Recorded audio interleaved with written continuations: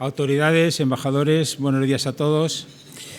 Bienvenidos a una nueva sesión del Foro América, plataforma que, como bien sabéis, organizamos Europa Press con estudio de comunicación y que hoy cuenta con el patrocinio de Artificial. Artificial es una compañía de reciente creación, el resultado de la fusión de INIPSA, cuyo director general está aquí con nosotros, y de Carbures, cuyo presidente está aquí con nosotros también. Decía, Artificial es una compañía líder en robótica colaborativa y desarrollo de estructuras inteligentes basadas en inteligencia artificial. Y es quien nos apoya hoy, y muchas gracias por hacer posible este acto. Tenemos con nosotros hoy a Nayib Bukele. Gracias, Nayib. Perdóname que te llame por tu nombre, de pila. Todos sabemos quién es Nayib Bukele. Es nacido en Salvador, San Salvador. En la actualidad tiene 37 años. Desde muy joven ya manifestó su espíritu emprendedor. Me comentan que ya con 18 años dirigía una empresa, lo cual no deja de ser enormemente meritorio. Está casado con Gabriela Rodríguez, que nos ha acompañado aquí hoy también, que es una referente en su país en la defensa de los derechos de la mujer. Eso dice mucho de ti, Gabriela. Nayib Bukele inició su carrera política como alcalde de Custalán, un pequeño municipio cercano a San Salvador, donde puso en marcha nuevas maneras de desarrollo de la mano de alianzas público-privadas. Posteriormente, en el año 2015, fue elegido alcalde de San Salvador, cargo del que se despidió en mayo del año 2018 para asumir el reto actual, que es ser presidente de El Salvador. Inmerso ya en la carrera para ganar las elecciones presidenciales del año próximo, Nayib Bukele nos visita a España para dar a conocer su proyecto, que hará en este foro, y lo que sí que es claro es que todas las encuestas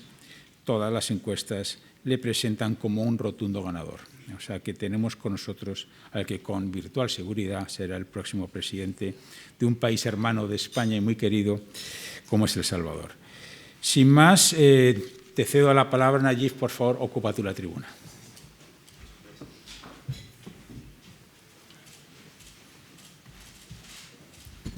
Buenos días, muchas gracias a todos.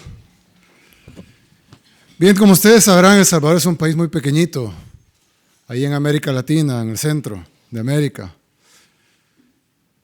Y pues los lazos con España vienen desde la colonia y se han mantenido desde mucho tiempo. Incluso España durante mucho tiempo ha sido uno de los cooperantes más importantes de El Salvador, no solo en cooperación bilateral entre los países, sino incluso entre los municipios, las zonas autonómicas, etcétera.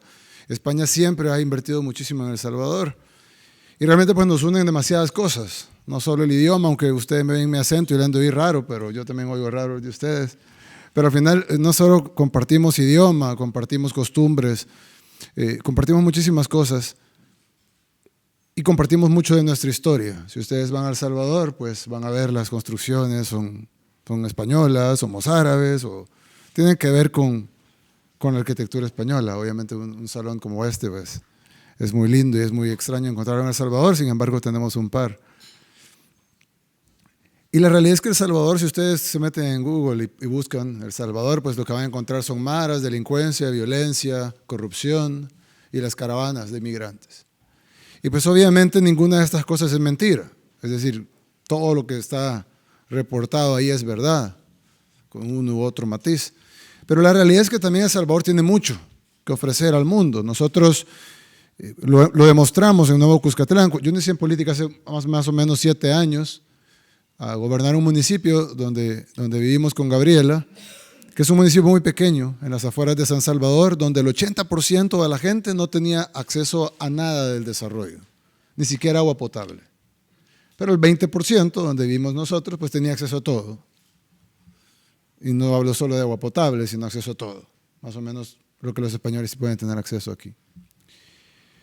Y entonces había esa gran brecha social, la cual es, yo siempre he dicho que brechas económicas siempre van a existir, por más modelos trasnochados que se inventen, siempre existen las brechas económicas entre gobernantes y gobernados.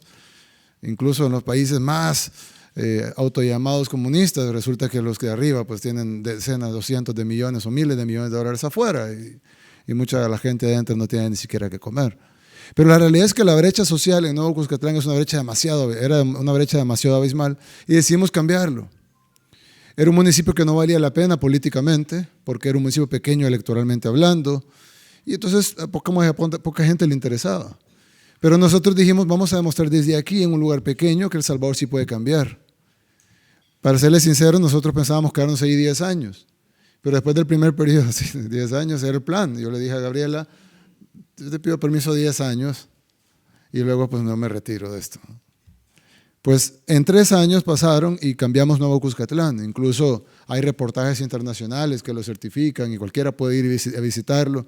Nuevo Cuscatlán pasó de ser un municipio olvidado a un municipio totalmente distinto, donde no solo hay agua potable las 24 horas al día y los 7 días de la semana, sino que además los jóvenes tienen acceso a becas con el único requisito de obtener buenas calificaciones, 7.5 sobre 10.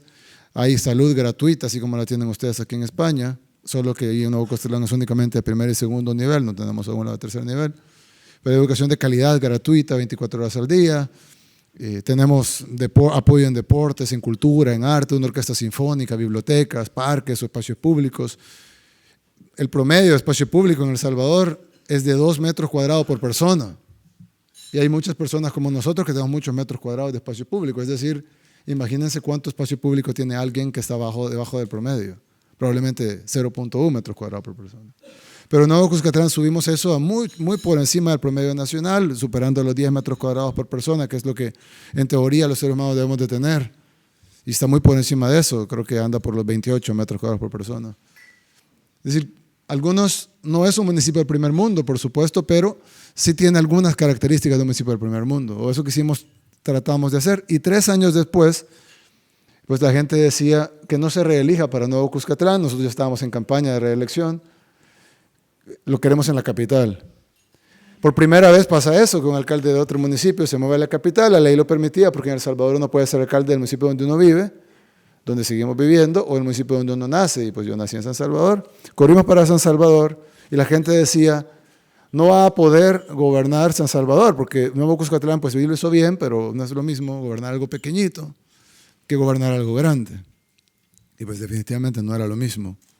Y cuando llegamos a la alcaldía de San Salvador, que es muchísimo más pequeña que la alcaldía de Madrid, pero muchísimo más grande que la de Nuevo Cuscatlán, pues nos dimos cuenta de que sí era mucho más grande.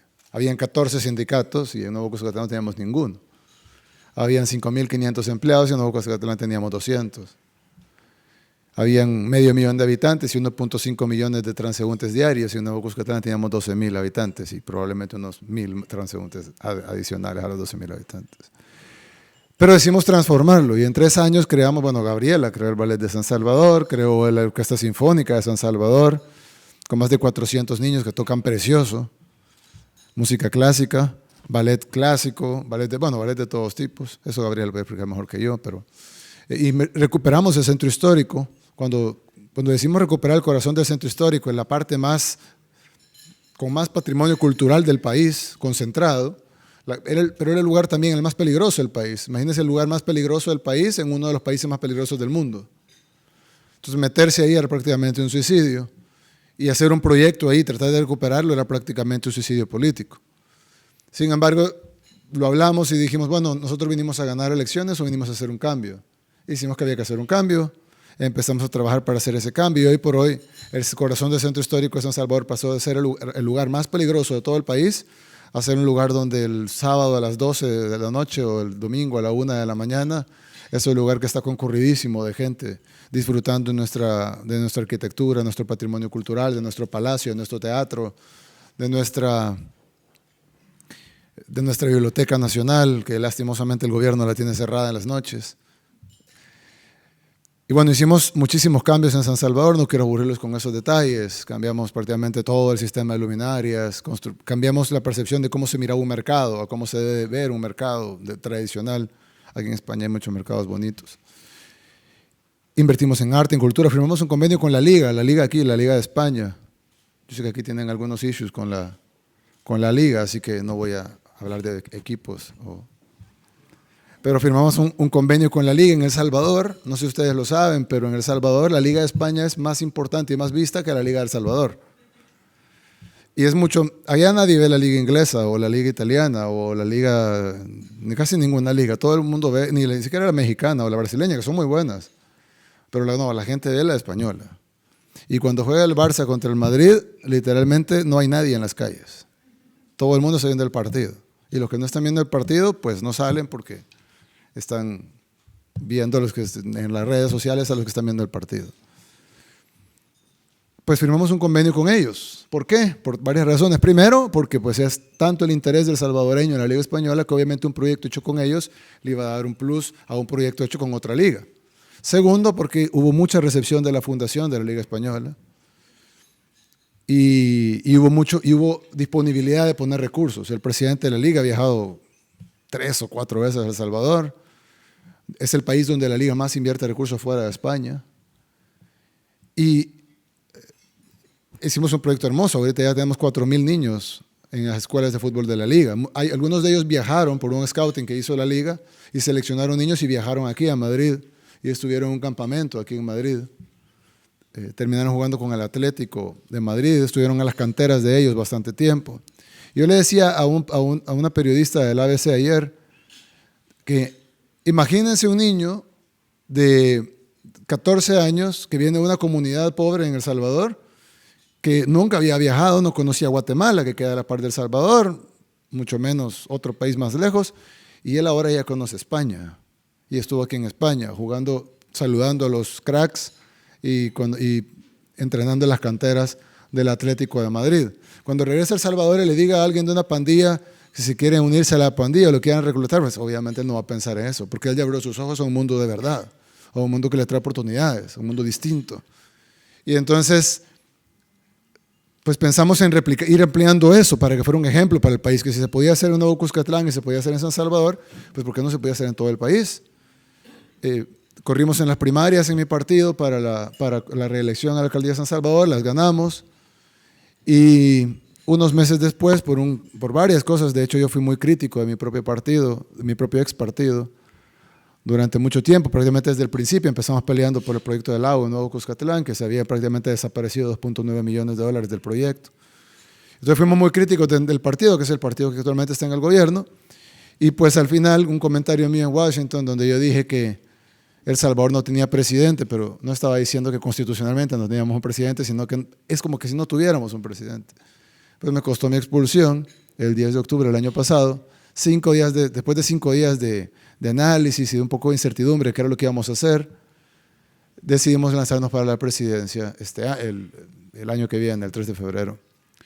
Y pues la verdad es que fue un poco como ese salto al vacío, cuando dice, bueno, sin paracaídas, ¿no? A ver qué hay abajo. Puede haber agua, piedras, con colchón, una púa. Pero fue increíble la aceptación que tuvo de inicio. Nos teníamos que formar un partido político, porque no teníamos un partido político. Entonces fuimos al Tribunal Supremo Electoral, que es la máxima autoridad electoral en El Salvador, pedimos la solicitud para hacer el partido político, nos dijeron de que necesitábamos 50,000 firmas en 3 meses, y nosotros les dijimos vamos a traerles 200,000 en 3 días. Entonces la gente se rió e incluso algunos analistas empezaron a hacer matemáticas y decían que necesitábamos, si solo abríamos una jornada normal de 40 horas en 3 días, que sería una jornada más o menos de arriba de la normal, sería un poco más de 13 horas diarias, pues necesitaríamos 1.4 firmas por segundo. Y que eso era imposible porque había que captar la foto del documento, había que firmar, había que poner huellas digitales, imprimir, y que era imposible hacer 1.4 firmas por segundo. Obviamente ellos no calcularon que íbamos a poner varios puestos en el país. Y 3 días después, 40 horas después, teníamos 200,000 firmas en un montón de cajas. Las llevamos al Tribunal Supremo Electoral, violando su propia ley, violando su propio reglamento. El Tribunal Supremo Electoral no nos inscribió. Y luego, pues, nos inscribimos, buscamos un partido para aliarnos, un partido que sí estuviera inscrito. Y no buscamos el más grande, no buscamos el que tenía más dinero, no buscamos el que tenía más estructura, no buscamos el que tenía más diputados, de hecho solo tienen uno, y no buscamos el que tenía más alcaldes, de hecho no tienen ninguno, sino que buscamos el que tenía menos mochila, como me decía un político español ayer que estuvimos hablando en su casa. Y violando todas las leyes, incluso el secretario general de la Organización de Estados Americanos, Luis Almagro, les dijo no pueden cancelar ese nuevo partido, porque obviamente es un bloqueo al candidato que no quieren que corra. la Procuradora para la Defensa de los Derechos Humanos dijo no pueden cancelar ese partido y el tribunal lo canceló. Lo canceló 4 horas antes de inscribirnos, pero lo cancelaron el 25 de julio a las 8 de la noche, quedaban 4 horas para inscribirnos en el último partido político. Ellos dijeron no se va a inscribir ahí porque él viene de un partido de izquierda, el partido de centro derecha. Y tardamos 2 horas y media decidiéndolo con la gente del partido con el que estábamos inscritos y la gente de Nuevas Ideas. Y dijimos, ¿qué hacemos aquí? La elección está comprada. Yo sé que España tiene sus problemas y la democracia generalmente trae sus problemas, pero desde la era democrática de España, ustedes no han vivido ese tipo de cosas en donde de repente, pues, si a alguien que está en el poder se le ocurre hacer algo, pues lo hace y simplemente la democracia desaparece o tratan de que desaparezca. Entonces dijimos, ¿qué hacemos? Planificamos para la próxima elección y aceptamos de que hayan comprado esta elección, pero dijimos, no, vamos a participar, nos inscribimos, pensamos que iba a tener un impacto en las encuestas, porque mucha de nuestra gente pudiera no gustarles, pero fue todo lo contrario. Los comentarios eran, sabíamos que no nos ibas a defraudar, sabíamos que no ibas a dejar que compraran la elección, sabíamos que no íbamos a dejar que las 200,000 firmas que salíamos a firmar fueran en vano, sabíamos que no íbamos a permitir que el bipartidismo continuara en El Salvador, un bipartidismo que ha sido muy nocivo en los últimos 30 años, que básicamente es el bipartidismo de la guerra. Y pues así fue. Y hoy por hoy estamos liderando todas las encuestas de opinión. Todavía quedan 12 semanas para las elecciones y como ustedes saben, 12 semanas es poco, pero en política es muchísimo. Pero hoy por hoy estamos liderando todas las encuestas de opinión y el 3 de febrero son las elecciones. Pero lo importante del 3 de febrero, yo creo que el 3 de febrero por sí solo, si Dios lo permite y ganamos esas elecciones, van a cambiar El Salvador. ¿Por qué? Porque ese mismo día, sin haber tomado posición, aquí no es como en España que votan hoy y mañana está en la Moncloa, ¿no? Allá gana hoy 4 o 5 meses después está asumiendo, ¿no? Hay un periodo de transición largo. Pues no va a ser necesario llegar al gobierno para ya hacer cambios, porque creo que el 3 de febrero en la noche los salvadoreños vamos a estar celebrando el fin del bipartidismo y vamos a estar celebrando el inicio de una nueva etapa para El Salvador. Y esa es la nueva etapa que nos trae a este viaje. Venimos de Múnich, de hablar con las autoridades del Munich Airport para hacer un aeropuerto nuevo en la Unión. Venimos aquí a España a hablar con ustedes. Hemos tenido entrevistas con algunos medios. Vamos a Milán, donde hay oficialmente 40,000 salvadoreños. Yo creo que habrán unos 80 o 90,000. A tener una reunión con ellos, aunque no pueden votar. Pero si vamos a construir un nuevo país, debemos de construirlo con los 10 millones de salvadoreños, los 6.5 que viven adentro, los 3.5 que viven afuera. Así que vamos para allá y luego regresamos a El Salvador a continuar la campaña. Pero yo creo que ese día vamos a cambiar. Y lo que ustedes ven en Google ahorita, cuando ustedes ponen El Salvador y ven todas esas cosas, van a iniciar a cambiar. Para empezar van a ver, se rompe el bipartidismo en El Salvador, partidos de la guerra quedan en el pasado, El Salvador ve hacia el futuro con una nueva cara. Y luego, pues, lo que hablaban aquí la gente de Artificial, me parece que fue una excelente idea, ya que INIPSA tiene mucha experiencia en infraestructuras, pero ya estamos viendo la cuarta revolución industrial. Y los países y las empresas y los gobiernos y las sociedades que no se adapten a esa cuarta revolución industrial van a sufrir muchísimo. Y entonces en El Salvador no queremos estar siempre alcanzando al mundo desarrollado de 100 años atrás. Por ejemplo, los candidatos en El Salvador dicen, bueno, el 20% de las escuelas no tienen agua potable, no tienen electricidad. Cuando nosotros lleguemos vamos a poner agua potable y electricidad. Entonces decimos, o sea, vamos a alcanzar al primer mundo de hace 100 años. O dicen, el 80% de las escuelas no tienen computadoras o ordenadores, como le dicen aquí. Nosotros vamos a poner, vamos a alcanzar dentro, si es que terminan, si es que lo completan, vamos a alcanzar al primer mundo de los 80s. Entonces, nosotros queremos ver hacia el futuro y no queremos seguir siendo un país meramente de maquilas, aunque está bien que inviertan en empresas de textiles, pero ¿qué va a pasar cuando Nike o Adidas digan, ya no vamos a imprimir nuestras camisetas, ya no vamos a coser nuestras camisetas, ahora vamos a imprimir?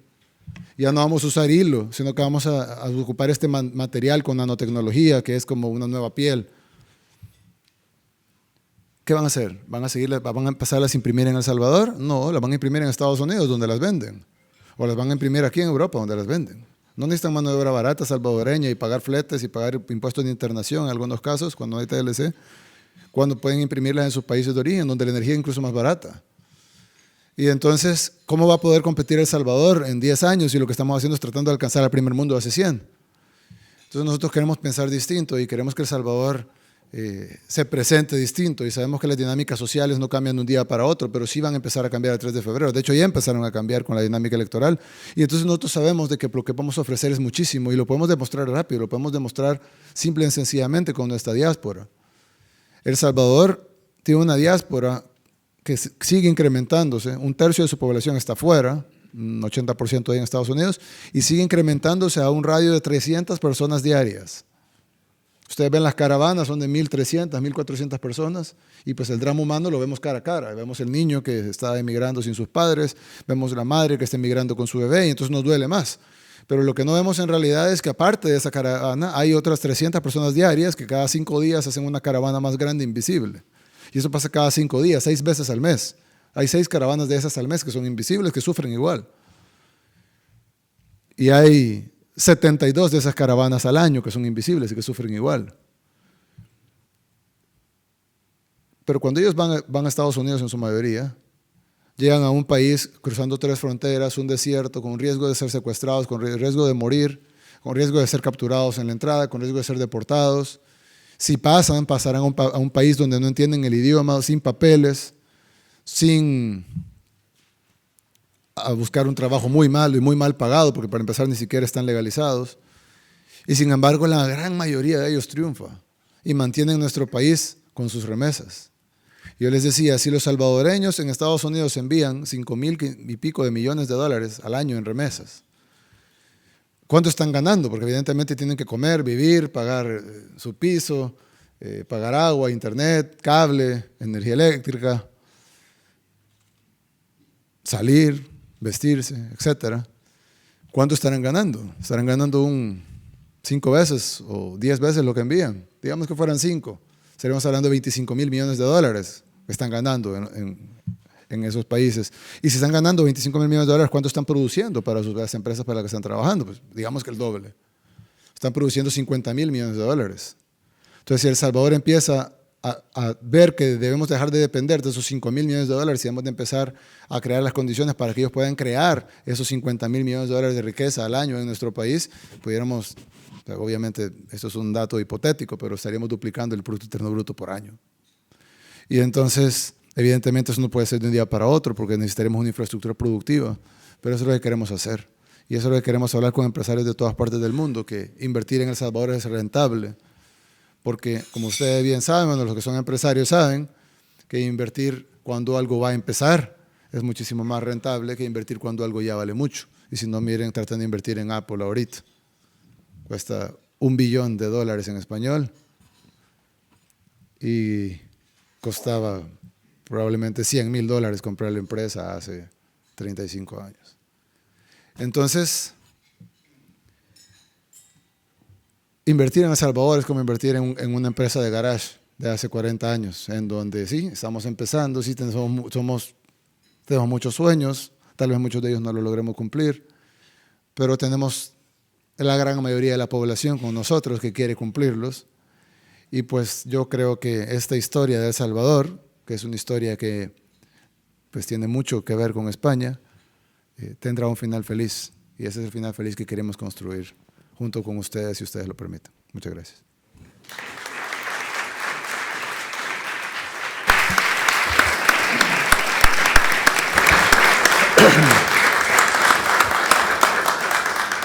Gracias, Nayib. Te sigo llamando por el nombre de pila.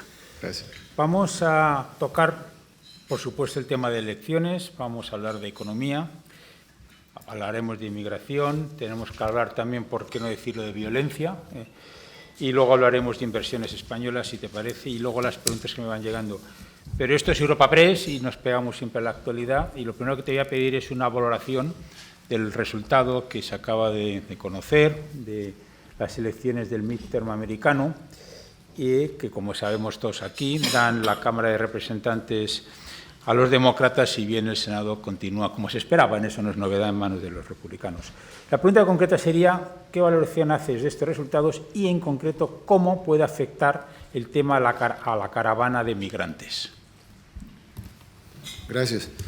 Bueno, yo creo que el resultado electoral, pues, como tú bien dijiste, ya lo esperábamos en Estados Unidos, y pues obviamente si el resultado electoral de Estados Unidos impacta a todo el mundo y impacta a un país y una economía como España, pues imaginen cómo impacta a El Salvador. Más o menos la comparación sería como si España fuera la Tierra y El Salvador fuera Mercurio, más pequeño y más cerca del Sol. Entonces, pues obviamente el Sol estornuda y nos quemamos. Pero la realidad también es de que no podemos depender de solo lo que haga Estados Unidos, porque entonces estamos poniendo nuestra suerte y nuestro futuro en manos de las decisiones de otros. Estados Unidos es nuestro mayor socio económico, nuestro mayor recipiente de nuestras exportaciones. Nuestras importaciones mayoritariamente vienen de los Estados Unidos. Además es nuestro mayor cooperante. 1/3 de nuestra población vive en los Estados Unidos. Nuestra economía está dolarizada. Estamos a 2 horas en avión. Entonces ya pueden imaginarse más o menos la influencia que tiene Estados Unidos en El Salvador. Tienen una base militar, la embajada más grande del mundo está en El Salvador, de Estados Unidos. Y pues por supuesto que esa dinámica pues es una dinámica que ningún gobierno de El Salvador puede cambiar. Y pues tiene muchas cosas buenas, tenemos un tratado de libre comercio, etc. Pero no podemos depender solo de lo que pasa en Estados Unidos, porque está fuera de nuestras manos. Es decir, los resultados de la elección de Estados Unidos pues van a ser resultados que dependerán de los votantes de los Estados Unidos. Y ellos, así como eligieron a Trump, ellos ahora eligen a sus representantes, o a la mitad de ellos, y a la mitad de sus senadores. Y dentro de 2 años lo volverán a hacer. Pero nosotros tenemos que ver lo que el mundo da, ver lo que el mundo tiene, y trabajar con base en eso. Entonces, nosotros lo vemos creo que se va a mantener más o menos las mismas políticas, porque se mantuvo todo igual. El mismo presidente, la Cámara de Representantes se mantiene en poder de los demócratas, el Senado se mantiene en manos de los republicanos, como dicen los gringos, good old American gridlock, o sea, un candado al estilo americano, ¿verdad? No va a pasar ninguna ley. Y en otras palabras, muy probablemente Estados Unidos se enfrente a un congelamiento del gobierno, como siempre pasa cuando hay un candado. Y eso pues afecta a la economía de Estados Unidos y obviamente afecta a la economía mundial y sobre todo de un país tan dependiente de Estados Unidos como El Salvador. Pero eso que hemos vivido en los últimos 16 años. Entonces, es decir, bueno, si lo sumamos a Clinton en los últimos 24 años, entonces realmente vamos a enfrentar los mismos retos. La diferencia es la migración. La migración, en el caso de la caravana, por ejemplo, que fue la otra mención que tú hiciste, pues la caravana, lo que vino a la caravana y lo importante de la caravana, aparte de las más de 1.400 vidas humanas que están ahí en esa caravana, aparte de eso, que es el que le puso una cara a la migración. Es decir, la gente oye cifras y dice, sí, El Salvador emigran 80,000 personas al año. Y se oye mucho, ¿no? Pero ¿qué dice 80,000 personas al año? Para la persona común que está ocupada con su propia vida, que tiene deudas, que anda en su vehículo y que tiene que llegar a su trabajo, tiene que llegar a su casa. Y pues bueno, ¿qué dice para esa persona que en El Salvador emigran 80,000 personas al año? Pero cuando vemos la caravana y cuando vemos al niño de 12 años que le preguntan con quién va, él dice que solo, porque su madre le dijo que fuera y que tratara de cruzar para ver si puede trabajar ahí y mandarle un poco de dinero para que coman sus hermanos. O cuando vemos una madre que va con su bebé recién nacido y embarazada y dice, bueno, sí, yo voy a cruzar el desierto en esas condiciones, y luego probablemente va a ser detenida, incluso han desaparecido ya varios de la caravana, no sabemos por qué. Y esto que van cubierto con cobertura mediática, y imagínense las 300 personas diarias que van sin cobertura mediática. Entonces, lo que ha hecho la caravana no es incrementar el número. El número de la caravana en El Salvador, creo que se incrementa todos los días y va de 300 personas diarias. Cada 5 días son 1.500 invisibles. Entonces, lo que la caravana ha hecho es ponerle una cara humana al drama que ha venido viviendo El Salvador desde hace 30 y pico de años. Y las caravanas salvadoreñas empezaron en los 80, por eso tenemos 3.5 millones de personas afuera. No es porque hayan aparecido allá, es porque hubo caravanas invisibles y ahora la caravana le está poniendo una cara humana. Y yo creo que eso está, de alguna manera, por un lado es doloroso ver el drama humano, pero por el otro, por lo menos podemos ver el drama humano y no como antes que lo teníamos tapado y no lo podíamos ver. Entonces eso nos da más la urgencia de que El Salvador debe trabajar para mejorar su situación. Y nosotros, antes de pedirle a otros países, que por supuesto que lo vamos a hacer, pero antes de pedir, y lo hacemos aquí, y lo hemos hecho antes, pero antes de pedirle a otros países que resuelvan nuestros problemas, nosotros tenemos que empezar a resolver los nuestros, porque expulsar a una gran parte de nuestra población productiva, en unos países, bueno, incluso España, tiene problemas de natalidad, es decir, necesitan más jóvenes, ¿no?, para poder mantener el Estado, para que trabajen, para que sostengan la economía, las empresas, los impuestos, el gobierno. Y nosotros tenemos un bono demográfico inmenso, el 75% de la población es menor de 35 años.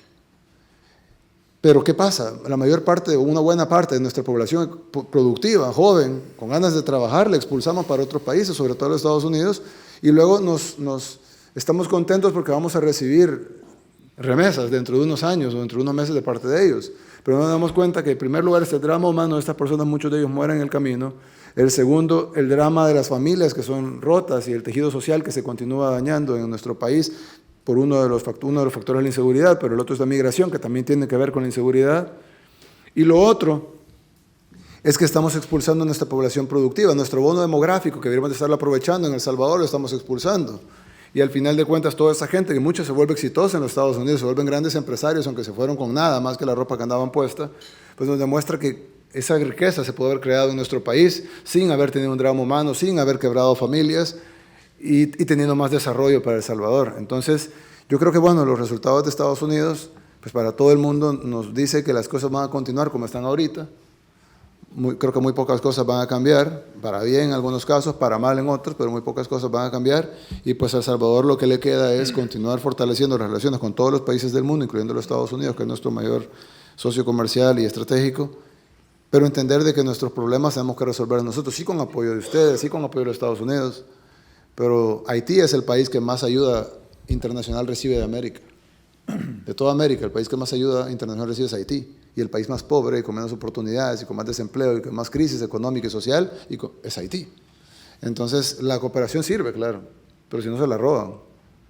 Y entonces en El Salvador, pues hemos recibido mucho dinero de cooperación, pero mucho se ha robado, mucho se ha mal implementado. Entonces, de nada sirve que ustedes envíen millones de euros y se los van a robar. La Unión Europea envía millones de euros y se los terminan robando. Estados Unidos envía millones de dólares y se los roban. O los ejecutan mal, o hacen calles que deberían de haber durado 20 años y duran 6 meses. Y entonces, pues, vamos a enfrentar la misma realidad que hemos estado enfrentando, pero creo que la vamos a enfrentar con otra cara y con otra visión y con otro plan. Perdóname, Nayib, te voy a rogar que seas un poquito más breve en las respuestas porque hay muchas preguntas. Y permíteme, es mi defecto ese. Y permíteme también que te haga una última pregunta, pero es que el tema de la caravana es un tema enormemente sensible. El actual presidente de El Salvador, Salvador Sánchez Cerén, indicó hace unas semanas, con motivo de ese tema de la caravana, la necesidad de respetar los derechos de los migrantes. Sin embargo, el presidente de Guatemala fue bastante crítico con los propios migrantes. Es decir, existe una cierta disparidad en estos países. ¿De qué lado estás tú? ¿Compartes más la opinión de tu actual presidente o te inclinas más hacia la posición del presidente de Guatemala? Bueno, la estructura de la pregunta está un poco dura porque me pone a escoger entre peor y mal. Pero, pues elabora. Pero, sí, gracias. Pero si tuviera que escoger entre uno de los dos, pues escogería la opinión de nuestro presidente y no la opinión del presidente de Guatemala. Pero creo que ninguna de las dos es correcta. Es decir, si bien el presidente ha manifestado que deben de respetarse los derechos humanos, y hombre, yo creo que pensar en el pleno siglo XXI que no se debe respetar los derechos humanos de alguien, creo que eso ya no cabe en una sociedad, en ninguna sociedad, y mucho menos en las nuestras. Así que por supuesto que si me dan a escoger, escogería la del presidente, pero creo que el presidente ha obviado su responsabilidad y la responsabilidad de su gobierno en que tengamos esas caravanas. Si bien las razones por las cuales tenemos estas caravanas de inmigrantes no son culpa exclusiva del gobierno actual, sino que vienen gestándose desde los 80, desde la guerra, porque ahí empezaron las migraciones, y luego con una paz que se firmó pero que no se cumplió, de la cual España tuvo mucho que ver y mucho apoyo, y enviaron mucho dinero para la reconstrucción, y mucho de ese dinero se desapareció también. Entonces, si nosotros lo vemos así, pues sí, no es culpa del actual gobierno únicamente, sino que ha sido culpa de los últimos 8 gobiernos. Pero si vemos que a quién le toca resolver el problema, es decir, cuando nosotros llegamos a la alcaldía de San Salvador, no empezamos a decirle a la gente, miren, fíjese que la alcaldía nos la dejaron endeudada, o fíjese que la alcaldía nos la dejaron con problemas, o nos dejaron 14 sindicatos, o nos dejaron 39,000 vendedores en la calle, o nos dejaron una ciudad violenta, sino que tuvimos que resolver los problemas y demostrarle a la gente que se podían hacer las cosas distintas. Entonces, de igual manera, creo que el presidente está bien que demande que se respeten los derechos humanos y creo que debería ser más enérgico incluso en eso, pero a la par debería de reconocer su responsabilidad. Al principio estaban diciendo incluso que la caravana tenía motivos políticos. Y eso no lo ha dicho solo el presidente de Salvador, también lo ha dicho el presidente de Guatemala y el de Honduras. Ahí sí se parecen, en que todos dicen que tienen motivos políticos, solo que unos culpan a la derecha y otros culpan a la izquierda. Pero la realidad es que la caravana no tiene motivos políticos. Y si alguien piensa que tiene motivos políticos, pues yo les hago una reflexión. Imagínense que ahorita aquí en este salón hacemos una cabuda en El Salvador es como una colecta, y juntamos un dinero para ir a Suiza a pagarle a 1.500 suizos que hagan una caravana a África. Y entonces vamos a Suiza y le damos $500 por $1.000 o 1.000 euros, por decir, a cada suizo, y le decimos, vaya, tomen acá hay 1.000 euros cada uno, y hagan una caravana, y se cruzan un desierto y llegan a África. Yo se apuesto que no van a encontrar un suizo que quiera ir a África, mucho menos 1.500, mucho menos 10.000. O 15.000, como la sumatoria de las caravanas de Honduras, El Salvador y Guatemala. Entonces, al final de cuentas, la realidad es que, si acaso, que estoy seguro que no lo hay, pero si alguien pudiera encontrar, además, ¿ustedes creen que 10.000 personas, incluyendo niños, van a guardar silencio? No, a mí me pagaron para venir, es decir, es imposible. Una teoría de conspiración tan inmensa que es más fácil creer que no llegamos a la luna.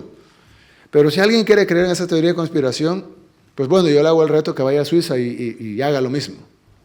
Entonces, es decir, no podemos negar que el problema está en nuestros países, está en Guatemala, está en Honduras, está en El Salvador. ¿Y qué es lo que tienen los tres países en común? ¿Son de Centroamérica? Sí, pero también Costa Rica es de Centroamérica, también Panamá. Y no hay caravana de inmigrantes de Costa Rica. De hecho, hay caravana de inmigrantes de Nicaragua a Costa Rica, pero no de Costa Rica a Estados Unidos, ni tampoco a Nicaragua.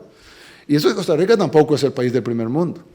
Entonces, la realidad es que si me da a escoger, me voy más con la postura del presidente nuestro, pero si puedo ampliar un poco la respuesta, es que el presidente nuestro, si bien está bien en la parte de derechos humanos, aunque no esté suficientemente enérgico, falla en no aceptar nuestra culpa en la situación de nuestros inmigrantes, que al final de cuentas el origen del problema está en El Salvador. Las últimas encuestas te dan un 46% de intención de voto frente al 21% del segundo candidato, Carlos Calleja, y el 10,5% del tercero, Hugo Sánchez. Pero, como bien decías, hasta el 3 de febrero hay mucho partido que jugar. La pregunta sería, ¿cuál es tu estrategia de aquí al final de la campaña electoral?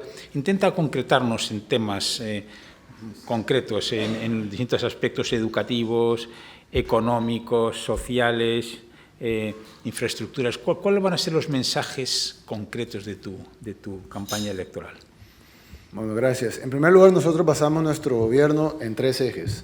A diferencia de los gobiernos anteriores que basaban en educación, salud, infraestructura, seguridad, economía, crecimiento de empleos, etc., nosotros lo basamos en 3 ejes. El primero es de que ya no vamos a trabajar en función de temas, sino que vamos a trabajar en función de objetivos. ¿Cuál es la diferencia? Digamos que queremos desarrollar la zona de sur de El Salvador con el surf. Tenemos las mejores playas de surf del mundo, o de las mejores según los planes, para mí son las mejores. Y entonces queremos hacer un proyecto de turismo, de surf. Pues obviamente la noción normal sería llamemos al ministro de Turismo. El problema es que si llamamos al ministro de Turismo, él solo va a hacer lo que sus competencias le permiten. Pero ¿qué tal si llamamos al gabinete de gobierno? Y le decimos, bueno, ministro de Obra Pública, haga la nueva carretera del aeropuerto hacia las playas de surf. Encargado del agua en el país, garantice una agua potable constante durante 24 horas al día, todos los días, para que los turistas puedan tener un flujo constante de agua potable. Ministerio de Salud, revise el agua potable que anda en la administración de agua está sirviendo. Ministro de Educación, cambie de currícula, hable con las universidades privadas, creen bachilleratos técnicos para capacitar a nuestros jóvenes en hostelería y turismo, en baristas, en chefs, para poder atender la demanda que vamos a tener. Administrador del aeropuerto, prepárese para recibir nuevos turistas y consigamos nuevos vuelos de nuevos países. El ministro de Turismo, hoy sí, vaya y promocione nuestro nuevo destino turístico en todo el mundo. Ministro de Seguridad, apóyese con el ministro de Defensa y necesitamos tener asegurada la zona del nuevo desarrollo turístico para que los turistas vengan y se sientan seguros en donde vienen. Encargado de oficina de atracción de inversiones en el país y el viceministro de inversiones consigan más inversiones para tener hoteles, cafés, restaurantes, surf shops, tiendas, etc. Ministro de Salud de nuevo, revise que la comida que sea servida a los turistas pues sea de calidad, etcétera, ¿no? Para no aburrirlos. Pero el punto, ¿cuál es? El punto es de que todo el gabinete se pondría en función de un objetivo. Un objetivo, en este caso, el turismo. Otro objetivo, en este caso, la seguridad, porque la seguridad tiene que ser vista de una manera holística, no simplemente policías con pistolas. Claro que necesitamos policías con pistolas, pero también tenemos que ver la parte de donde viene la delincuencia, que es de la exclusión y la marginación social. Tenemos que ver la parte de la reinserción con las cárceles, que actualmente son universidades del crimen en lugar de centros de readaptación. Si queremos reactivar la agricultura, no podemos llegar solo con el Ministerio de Agricultura, sino que tenemos que llegar con seguridad, con educación, con salud, con inversión pública, privada, con inversión extranjera, con los bancos para que den créditos productivos. Entonces necesitamos poner todo el gabinete en función de objetivos. Ese es el primer eje. El segundo eje es la transparencia y la no corrupción. Nosotros ya lo demostramos en Nuevo Cuscatlán, lo demostramos en San Salvador, se puede hacer mucho más cuando no se roba. Nosotros decimos una frase, el dinero alcanza cuando nadie roba, y lo hemos demostrado en 2 alcaldías, en una de las más pequeñas del país y en la más grande del país. Y además no solo lo queremos demostrar ahora en el gobierno, sino que entendiendo que hay 9,000 cargos de confianza en el Ejecutivo, pues evidentemente no hay presidente, por más honesto que sea y honrado que sea, que tenga 9,000 personas de confianza y que sepa y pueda poner las manos al fuego por 9,000 personas. Entonces estamos proponiendo la creación de una comisión internacional contra la impunidad y la corrupción, administrada por las Naciones Unidas y la ONU, que va a revisar a todos, incluyendo a mí. Entonces, si al final hay un funcionario corrupto, que de seguro entre 9,000 puede haber uno, ¿no? Pero lo importante es que va a haber una comisión internacional contra la impunidad y la corrupción que va a decir a esos funcionarios corruptos para que lo remuevan de su cargo y que tenga que enfrentar su proceso penal y civil. Y el tercero es plantear una nueva visión, dentro y hacia afuera. Y plantearnos, así como Japón se lo planteó después de la Segunda Guerra Mundial, así como Alemania se lo planteó después de la Segunda Guerra Mundial, así como otros países como Estados Unidos se lo planteó cuando fundaron su país con las 13 colonias, así como otros países se lo plantearon en algún momento, así como China se replanteó su país hace 40, 50 años, así nosotros tenemos que replantear nuestro país y mostrar esa nueva visión. Es decir, obviamente necesitamos seguridad, necesitamos educación, necesitamos empleo, necesitamos inversión pública y privada, necesitamos construir un aeropuerto nuevo, necesitamos construir un puerto nuevo, necesitamos construir un tren. Pero más allá de proyectos de infraestructura, o más allá de que se vamos a mejorar las escuelas, o más allá de que se vamos a mejorar la currícula, lo importante es que prestemos esa nueva visión al mundo y que el mundo vea con interés todo lo que está pasando en El Salvador y cada cosa que hagamos en El Salvador sea una novedad y sea una noticia en el mundo para que haya interés y los ojos en el mundo y decir, vamos a ir, vamos a invertir, vamos a poner nuestros ojos en El Salvador. Muy interesante. Te iba a preguntar precisamente por el tema de corrupción, pero lo has elaborado perfectamente. Vamos a pasar entonces a economía. El Banco Mundial ha mejorado recientemente las perspectivas económicas para El Salvador, para tu país, al final del 2018, pero mantiene que mermará el ritmo del crecimiento en el 19 y el 20. ¿Qué medidas económicas impulsarías para que el PIB siga creciendo por lo menos por encima del 2%? Para nuestra economía, 2% es muy poco. Pero es donde está ahora. Sí, claro.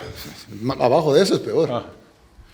Pero es muy poco porque no somos un país desarrollado, que crezca al 2.5, 2.7%, está bien. Pero cuando uno tiene 800,000 personas en empleo formal, en un país de 6.5 millones, ya se imaginarán cuántas personas están en empleo informal, que es equivalente a un subempleo. Por eso cuando vemos las cifras de desempleo en El Salvador dicen 7%, claro, porque hacen una encuesta de propósitos múltiples y le preguntan a la persona, ¿usted está desempleado? Y el salvadoreño nunca va a estar desempleado. O sea, va a vender mangos en la calle, pero él no está desempleado. Se va a decir, no, sí, yo trabajo. Claro que trabaja, pero realmente no tiene seguro social, no va a tener una pensión, no tiene un salario digno, no tiene nada. Entonces, no tiene ni siquiera la garantía de que mañana va a tener que comer. Pero él dice, yo trabajo. Entonces, la realidad es que el desempleo en El Salvador ronda el 80%. Entonces, si nosotros queremos desarrollar un país, no nos podemos conformar con el 2 punto y pico, que puede ser más o menos, no bueno, pero puede ser aceptable en una economía desarrollada. En nuestros países tenemos que crecer a porcentajes muy altos para poder llegar algún día a tener un crecimiento mayor que la población que pueda hacer que la gente viva mejor. Entonces, las medidas económicas, bueno, varias. La primera es atraer los ojos del mundo a El Salvador. La segunda es saber que nadie va a querer invertir en El Salvador si no hay seguridad. Y si siguen poniendo en Google El Salvador y le siguen saliendo los muertos, pues la gente no va a querer invertir en El Salvador. Entonces no es una estrategia de cambiar nuestro SEO, nuestros resultados en Google, sino que es una estrategia de generar bienestar para que eso sea lo que aparezca en Google. El Salvador está cambiando, El Salvador reduce sus índices de criminalidad, El Salvador lanza un nuevo proyecto educativo, El Salvador envía 10,000 jóvenes al extranjero para estudiar robótica y estudiar nuevas nanotecnología y estudiar la cuarta revolución industrial. Y entonces que la gente empiece a ver ese tipo de noticias de El Salvador para conseguir inversión internacional. Para nuestro país, Facebook compró WhatsApp en $19,000 millones. Nuestro PIB es de 23,000 o 24,000 millones de dólares. Es decir, WhatsApp es casi nuestro PIB. Y Facebook lo compró en una transacción. Eso es una gran oportunidad para nosotros, porque El Salvador le pueden duplicar el PIB con una transacción. Es decir, las empresas grandes en el mundo, alguien que le quiera poner a los ojos a El Salvador, le quiera apostar a El Salvador, puede duplicar el PIB de El Salvador con una transacción como la que hizo Facebook con WhatsApp. Entonces, si nosotros ponemos los ojos del mundo en El Salvador con una sola inversión grande, podemos hacer un gran cambio. Ya no se llegan con 10 o con 100. Eso en primer lugar. En segundo lugar, tenemos que volver a reactivar el tejido productivo de nuestro país. Nuestro país, cuando nosotros administrábamos la alcaldía, solo en un mercado de los 24 mercados de San Salvador, que es uno de los 262 municipios del país, solo en un mercado, la Tiendona, así se llama, se venden 72 millones de plátanos al año. 72 millones, en un mercado de los 24 mercados de San Salvador. 72 millones de plátanos. Y de los de 72 millones de plátanos, 0 se producen en el país, siendo supuestamente una república bananera. Nosotros importamos parte de nuestros frijoles, nosotros comemos muchos frijoles, a que le gustan las lentejas y las habas, nosotros comemos frijoles. Importamos parte de nuestros frijoles de África. Es decir, pagamos. En El Salvador, si tiramos una semilla de frijol ahí en la alfombra y le tiramos una gota de agua, mañana va a haber retoñado. No estoy exagerando. En el colegio nos hacían hacer eso, nos hacían poner un frijol en uno. ¿Ustedes hacían hacer eso bien? Bueno, aquí no creo que lo hacían con frijoles, ¿no? Pero pienso que lo hacían con alguna otra grado. Pero nosotros, es decir, El Salvador es tan fértil y estamos importando frijoles de África. Pagamos un barco que traiga los frijoles de África, sin emplear salvadoreños, por supuesto, sin generar desarrollo agrícola, sin generar desarrollo territorial, y traemos un barco desde África que dé la vuelta, que atraviese todo el Atlántico, que pague para cruzar el canal de Panamá y luego que dé la vuelta y que entre por el sur del Salvador, para que nos lleve frijoles. Y tenemos 400,000 manzanas ociosas en un país de 21,000 kilómetros cuadrados. Entonces, un país pequeño, con un montón de tierra ociosa, importando frijoles que nosotros mismos comemos. Y ustedes, que son empresarios, saben que es lo más difícil para una empresa. ¿Qué es lo más difícil? Conseguir los clientes. Nosotros ya tenemos los clientes. El salvadoreño come frijoles 3 veces al día. Come plátanos 3 veces al día. Y no estamos ni siquiera produciendo eso. Entonces, es una muestra de cómo no estamos pudiendo trabajar nuestra gente. Tenemos la gente que quiere trabajar, tanto que se va en una caravana a Estados Unidos, tenemos la tierra disponible, fértil para sembrar, y tenemos el mercado que lo quiere comprar. Entonces, ¿qué hace falta? Nada, solo unir las cosas. Entonces, ¿cómo la unimos? Primero, resaltando este tipo de cosas, que no pueden seguir pasando en nuestro país. Y segundo, yo hablaba con la Asociación de Bancos, estaban todos los gerentes o presidentes o CEOs de los bancos de El Salvador, y yo les decía, la mora bancaria en El Salvador es del 2%. Es muy baja. Así que si alguien quiere llevar bancos a El Salvador, pues bienvenido. Y la mora bancaria en El Salvador es del 2%. Y yo le digo, ¿qué necesitan ustedes para liberar más créditos? Créditos productivos. Porque en El Salvador sacar un crédito para comprar una casa o para irse de viaje o para comprar un carro es muy fácil. Pero si un emprendedor, un par de jóvenes quieren poner un restaurante, es imposible. Porque le piden 2 o 3 años de declaración de renta y de IVA. Pero si quieren una empresa nueva, no va a tener declaración de renta. Entonces le decimos a ustedes, miren, nosotros no estamos en contra del negocio que ustedes hacen, o sea, lo hacen muy bien, son una banca muy sana, son un ejemplo para la banca latinoamericana, pero necesitamos que inviertan más en el desarrollo productivo del país. Entonces, ¿qué necesitan que hagamos nosotros para que ustedes hagan eso? Entonces, después de discutir, llegamos a la idea nosotros, y se las planteamos, y les pareció mucho, de que qué tal si ellos suben su riesgo, creando el gobierno un fideicomiso. Entonces nosotros creamos un fideicomiso para créditos productivos donde nosotros garantizamos las deudas de los salvadoreños que caigan en default, del pago de su deuda.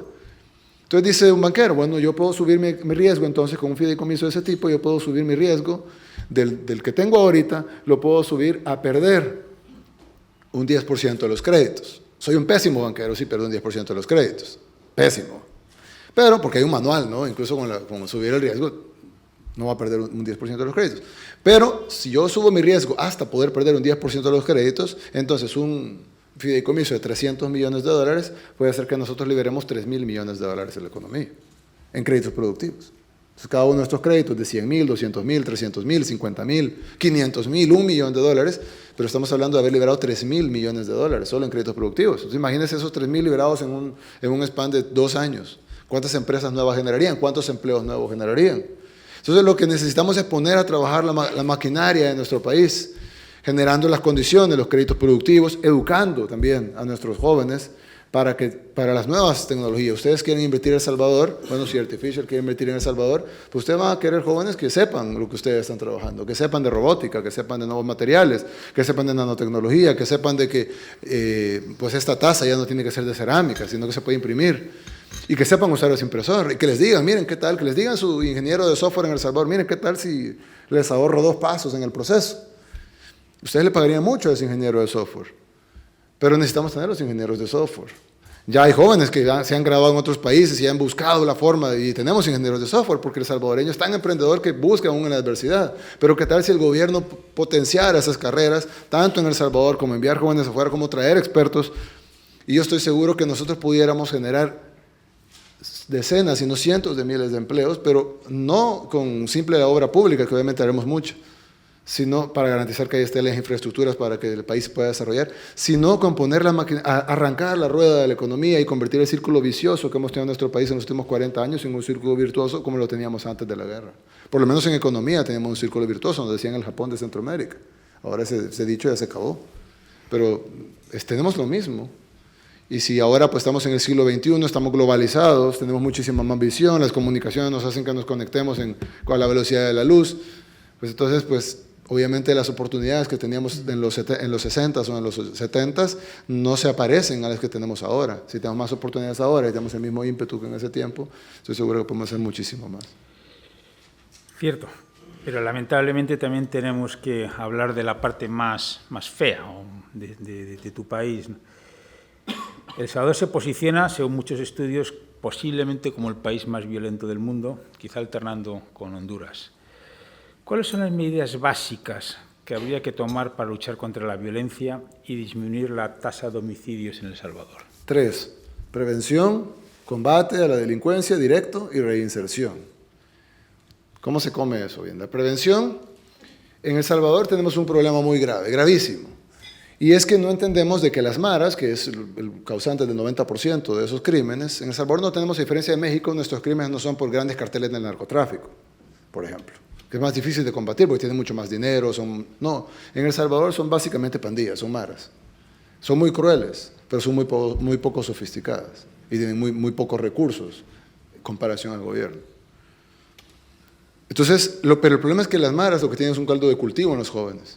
Porque es más atractivo para un joven de una comunidad entrar a la mara que no entrar a ella, porque si no entra a ella pues va a ser molestado todo el tiempo por la misma pandilla y probablemente lo van a terminar matando, mientras que si está en la pandilla pues lo van a proteger, es una forma de empleo. Decían que, bueno, vi un estudio hace poco que decían que las pandillas son el mayor empleador en El Salvador. Y pues si lo vemos como, no es un empleo, pero si lo vemos como un empleo, pues como un ingreso es uno de los mayores empleadores del país. Entonces, ¿cómo le quitamos a la pandilla el caldo de cultivo? Tenemos que quitar a los jóvenes, competirle a los jóvenes. De nada sirve que capturemos 30 pandilleros hoy si este día van a reclutar 100. Y de esos 30, 25 van a salir libres por falta de pruebas o porque los capturaron por error o por lo que sea.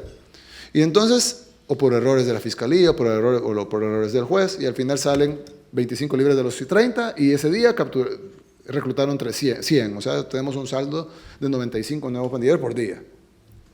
Entonces, la única forma para de verdad terminar con el problema es quitarles el caldo de cultivo, quitarles de donde se alimentan, que son los jóvenes.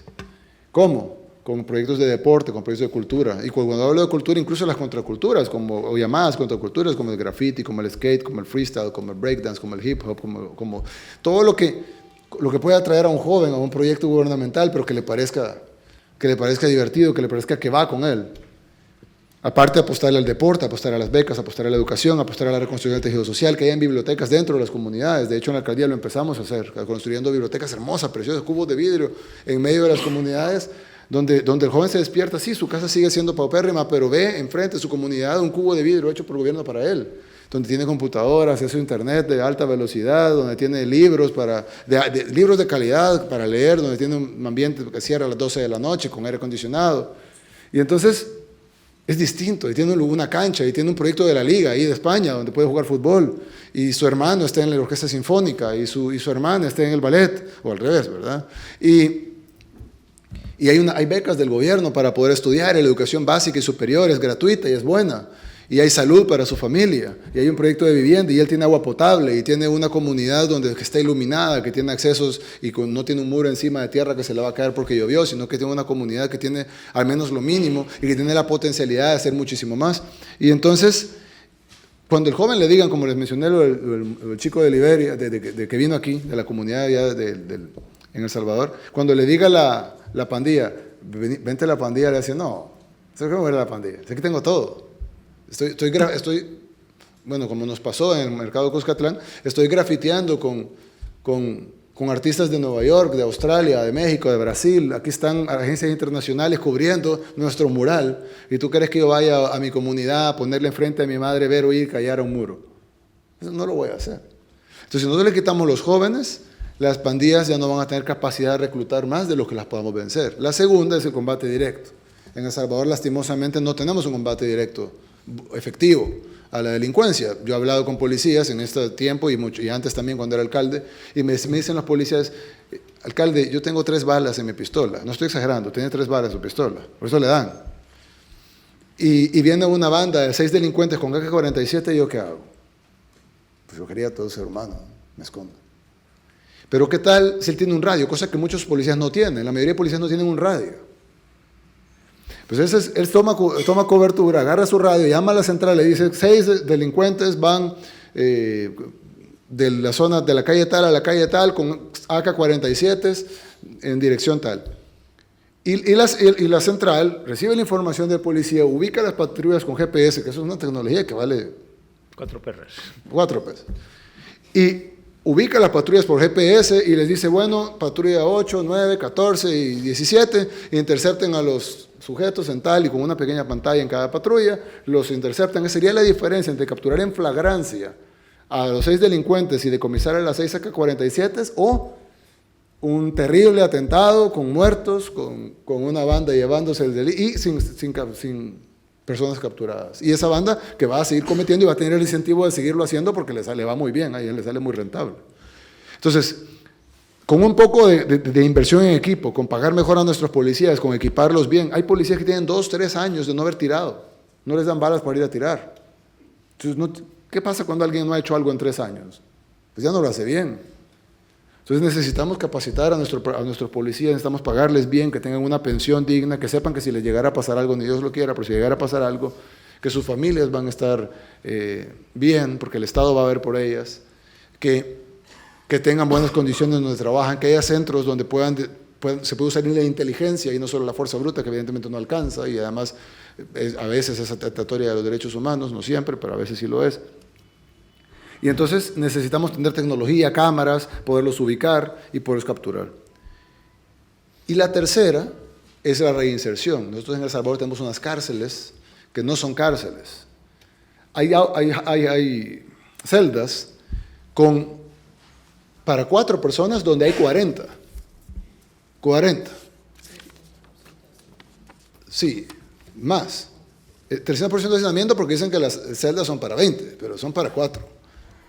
Entonces, tienen 40 o 50 en una celda, duermen parados. Y cuando digo duermen parados, no estoy exagerando, duermen literal parados, o sea, en posición de pie.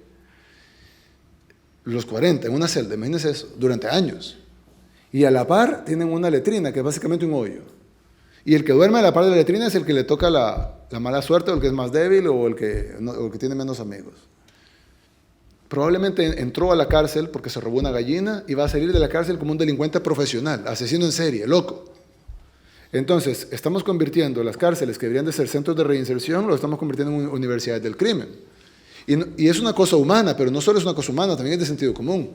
Hay gente que tiene condenas de 10 años y ya lleva 9 y medio. Entonces, ¿qué va a pasar dentro de 6 meses cuando salgan libres? No los podemos dejar ahí, porque por el Estado de Derecho tenemos que respetar que van a salir, ¿no? Ya se acabó su condena. Pero ¿qué va a pasar con él? Si durante 9 años y medio lo convertimos en un criminal profesional.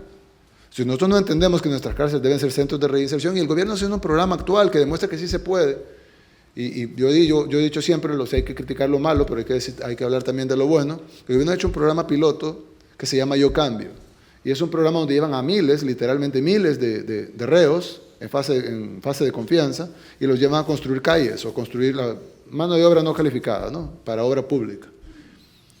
Se han hecho decenas, o más de un centenar de obras públicas con ayuda de mano de obra no calificada de las cárceles. Al día de hoy no se ha escapado uno. Quiere decir que el programa funciona. Y si funciona en una fase piloto, pues puede funcionar en una fase más grande. Entonces, si nosotros, el tercer eje es el de la reinserción, para que sepamos de que las cárceles pasen de ser los centros o las universidades del crimen y pasen a ser centros de rehabilitación y centros de readaptación de los que por haber cometido delitos tuvimos que meter a la cárcel. Se nos está acabando el tiempo y quedan algunas preguntas. Te ruego, Nayib, que seas muy breve. Vamos a ver, ¿esto es un tema estrictamente de tu país o es un tema que tiene que abordarse en el marco del llamado Triángulo Norte, es decir, incluyendo Honduras y Guatemala? Es decir, ¿se puede luchar contra la problemática de la violencia solo como país o es un tema conjunto de región? Porque al haber mucha porosidad entre las fronteras, me pregunto yo hasta qué punto esto puede ser una iniciativa propia vuestra o habéis de incluir también a estos países. Pues obviamente entre más países se puedan unir mejor y habrá porosidad y habrán otros factores, por ejemplo el narcotráfico, podemos trabajar con los Estados Unidos, la mayoría, el 95% del narcotráfico que pasa por nuestros países va para los Estados Unidos, no va para el mercado salvadoreño. Hay que trabajar con Honduras y con Guatemala, en el área del Golfo, donde hay también narcotráfico, hay que trabajar de la mano con Nicaragua. Es decir, obviamente tenemos que trabajar con otros países, pero de nuevo tenemos que entender que nuestros problemas son nuestros problemas y tenemos que resolverlos nosotros, y no por una situación de nacionalismo ni nada, sino simplemente porque no podemos poner nuestro futuro en manos de gente que no tenemos la decisión nosotros. Es decir, no podemos poner nuestro futuro en la decisión de otros, sino que tenemos que poner el futuro en la decisión nuestra. Y bueno, lo vemos como Haití y República Dominicana comparten, es la misma isla. Y básicamente es una línea la que divide a un país del otro. Y es una línea recta, ni siquiera es una línea geográfica, es una línea política entre España y Francia en el tiempo de la colonia. Y República Dominicana es un país con mucho desarrollo, con mucho turismo, ejemplo para otros países del Caribe, de Latinoamérica, y al otro lado de la misma isla, con la misma frontera, con los mismos recursos naturales, en la misma zona del mundo, con el mismo mar, está el peor país de América Latina. Entonces, y lo que lo divide es una línea de política, es decir, sí, la gestión política de un país, independientemente de que comparta frontera o comparta isla, como el caso de la República Dominicana con Haití, pues hacen la diferencia y creo que lo ha demostrado en el mundo. Pero por supuesto que si podemos trabajar de la mano con nuestros vecinos, pues vale la pena también. Para terminar, muy rápido con el tema de violencia, pero no puedo dejar de preguntarte lo demás con la presencia de Gabriel aquí con nosotros, que es muy sensible a estos temas. Está el tema de los feminicidios. Salvador es la nación posiblemente con mayor número de crímenes contra la mujer a nivel mundial, con datos del 22,7 mujeres por cada 100.000, que es un dato altísimo de feminicidio. En este caso concreto, ¿cómo se puede abordar este problema en tu país? Bueno, en primer lugar, El Salvador tiene una cultura muy machista, de entrada, y tenemos que cambiar esa cultura. El dato de feminicidios es el reflejo de esa cultura. Es decir, matar mujeres por el hecho de ser mujeres. Porque estaba embarazada y no quiso abortar, o porque el novio, o porque le dejó a su novio, o porque tal, es decir, por su carácter de mujer, fue asesinada. Entonces, para empezar, tenemos que cambiar esa cultura machista. Y eso se trabaja desde la escuela, eso se trabaja desde el hogar, se trabaja desde el ejemplo que se dé, se trabaja desde una concientización de la sociedad sobre que las mujeres no solo son la mayoría de la sociedad, sino que además son las que sostienen la mayoría de hogares salvadoreños. A diferencia de España, en El Salvador la mayoría de hogares están sostenidos por mujeres, la mayoría madres solteras. Las mujeres en El Salvador básicamente sostienen el país con su trabajo, que además es menos remunerado que el de los hombres. Entonces hay varios tipos de violencia. La peor es el feminicidio, porque la vida no se puede recuperar, pero hay violaciones que son casi tan graves, hay menos paga por el mismo trabajo, hay doble trabajo con el trabajo del hogar, es decir, además mantener a los hijos. Entonces, tenemos que hacer un cambio cultural y cambiar esa cultura machista que se cambia desde muchos ejes, desde la forma en la que se plantea el gobierno, desde la forma en la que trabajan las carteras del Estado. Por eso les hablaba de poner a todas las carteras a trabajar en función de, ok, ¿cómo reducimos los feminicidios? No solo es un tema de seguridad pública, es un tema de educación, es un tema de salud, es un tema de empleo, es un tema de inversión, es un tema de cómo generamos autosuficiencia económica para las mujeres para que no tengan que depender de un hombre. Y entonces es un tema de cambio de leyes, es un tema de endurecer las penas para los que cometan delitos contra la mujer.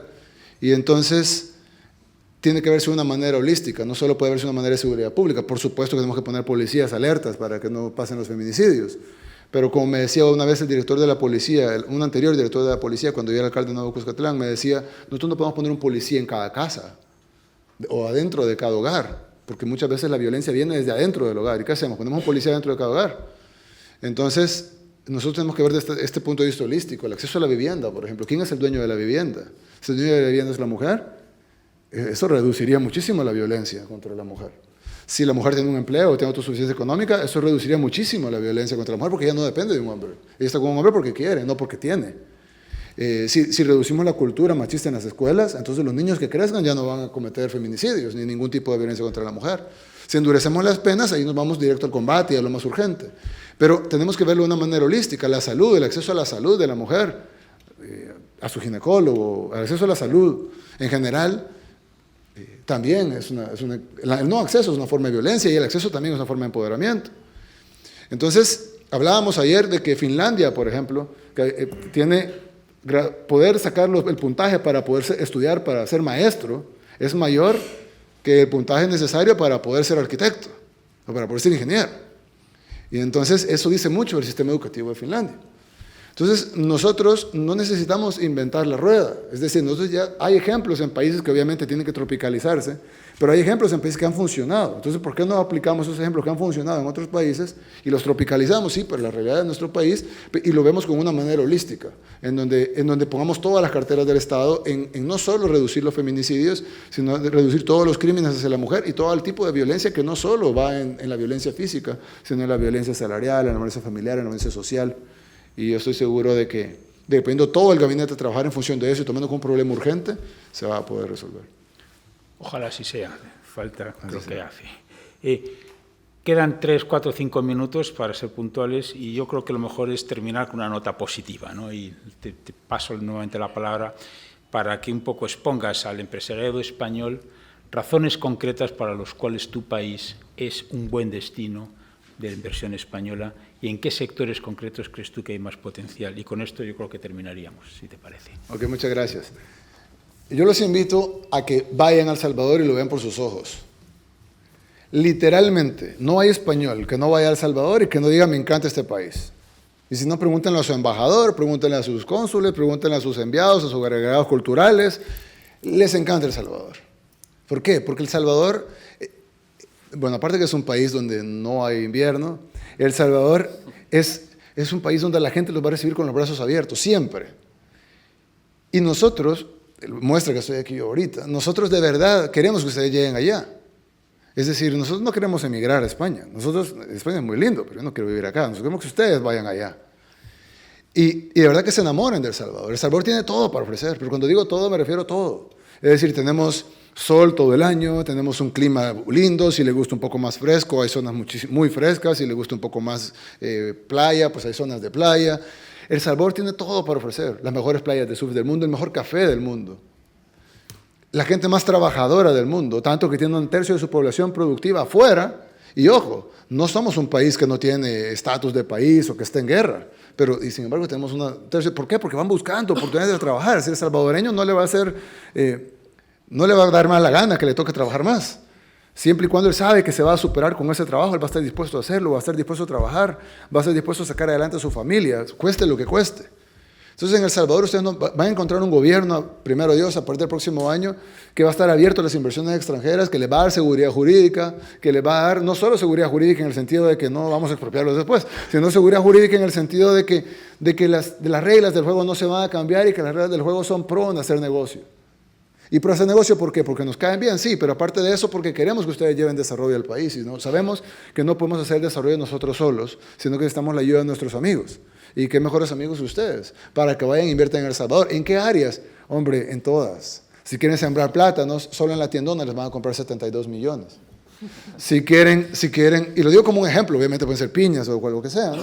Si quieren invertir en infraestructura, pues vamos a invertir masivamente en infraestructura. El gobierno va a invertir masivamente en infraestructura en El Salvador para poder generar desarrollo económico y polos de desarrollo. Si son empresas de industria para generación de productos, vamos a darle todas las condiciones, aparte de las que ya están. Nuestros jóvenes se están preparando, desde ya, para poder trabajar en sus empresas y van a estar más preparados todavía cuando estemos nosotros ahí. Es decir, El Salvador es un país que se quiere a sí mismo, pero que también quiere al mundo. Nosotros no somos un país ultranacionalista, nosotros somos un país que nos queremos a nosotros mismos, pero también queremos a los demás. Y nosotros de verdad queremos que ustedes lleguen a invertir allá. Y así como otros países salieron de la pobreza, podemos dar miles de ejemplos, están los tigres asiáticos, podemos dar miles de ejemplos, ¿por qué El Salvador no lo puede hacer? ¿Cuál es la diferencia?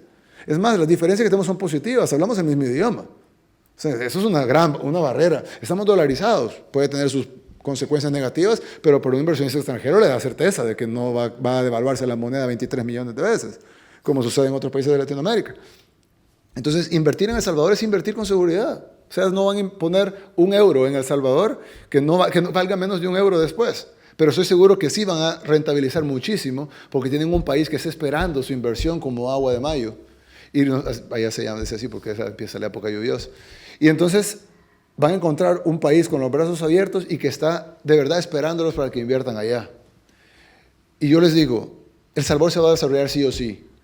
Primero Dios, porque así va a ser, y segundo, porque así queremos que sea. Pero tercero, porque estamos seguros que gente como ustedes va a confiar que El Salvador va a salir adelante. Y si gente como ustedes confía que El Salvador sale adelante, pues ustedes mismos van a hacer que esos sueños se vuelvan realidad. Muy bien, pues muchas gracias.